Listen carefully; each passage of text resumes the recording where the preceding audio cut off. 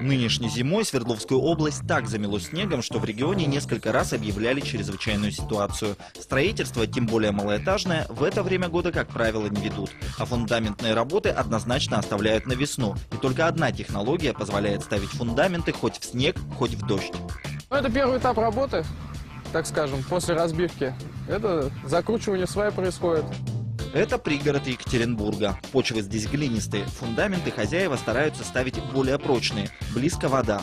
Но стоят такие работы недешево. Хозяин этого участка искал альтернативу стандартному фундаменту из бетона. Нашел технологию и компанию, которая занимается такими работами. Конструкция винтового фундамента для Урала пока в новинку.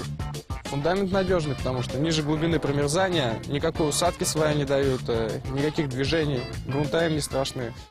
Основа винтового фундамента – это металлические трубы разных размеров, к которым приварены лопасти. Форма лопастей запатентована. Сваи покрываются двухкомпонентным антикоррозийным составом. В грунте фундамент не будет ржаветь.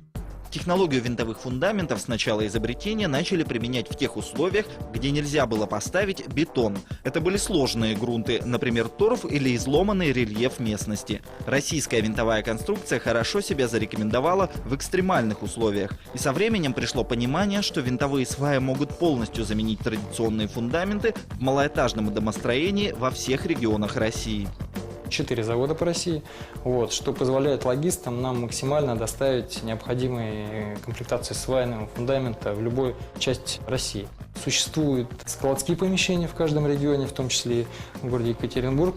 Когда компания пришла на Урал, выяснилось, что геофизика нашего региона очень напоминает ландшафт Питера. Много воды, много озер, рек и, соответственно, причалов. Заказы в Уральском регионе на монтаж пирсов занимают большую долю в планах работ. И прежде всего зимой.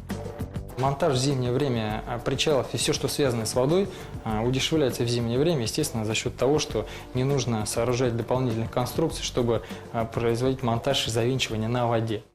А тем временем под Екатеринбургом продолжаются работы по установке фундамента. Устанавливают 3-метровые сваи диаметром 133 мм. Все работы ведутся в соответствии со строительными стандартами и правилами. Для объекта нужно почти 50 свай. Они рассчитаны выдерживать нагрузку в 400 тонн. А здесь как раз будет построена трехэтажная гостиница. И на сегодняшний день такой фундамент стоит минимум в 2 раза дешевле стандартного бетонного. Кроме того, сроки строительства ускоряются в 5-6 раз и без ущерба качеству.